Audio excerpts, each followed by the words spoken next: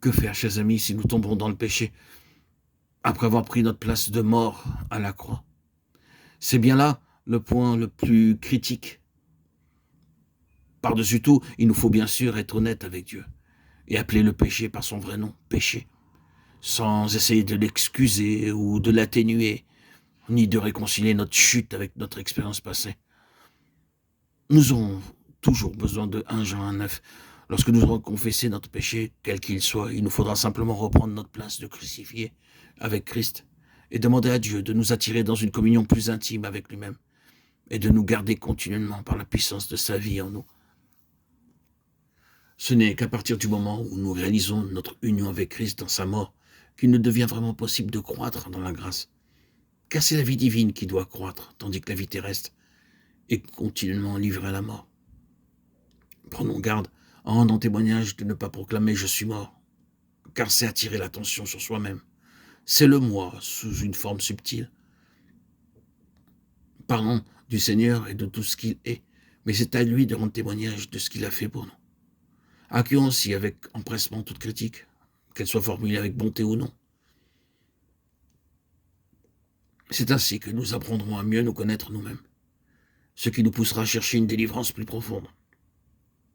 Par ce moyen, notre vie extérieure ne tardera pas à être rendue conforme à notre vie intérieure, et notre conduite ne risquera pas d'être en contradiction avec notre profession de foi.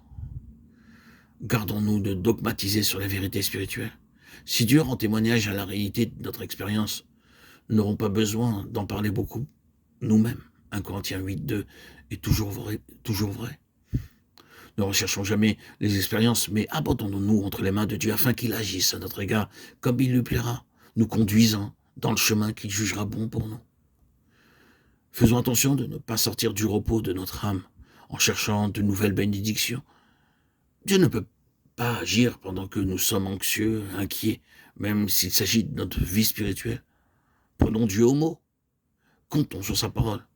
Laissons-lui le soin de l'accomplir. Ne jugeons jamais la parole de Dieu d'après notre expérience. Car la parole de Dieu est vérité, quelle que soit notre expérience. Ne cherchons pas à être conscients de notre mort avec Christ. Ces mots mêmes sont en contradiction l'un avec l'autre. Car si nous avions littéralement passé de ce monde dans l'au-delà, nous ne sentirions pas que nous sommes morts. Nous serions seulement conscients d'être entrés dans une nouvelle vie merveilleuse. Et notre expérience de la mort serait négative. Les liens du passé ne pouvant plus en aucune façon nous retenir captifs.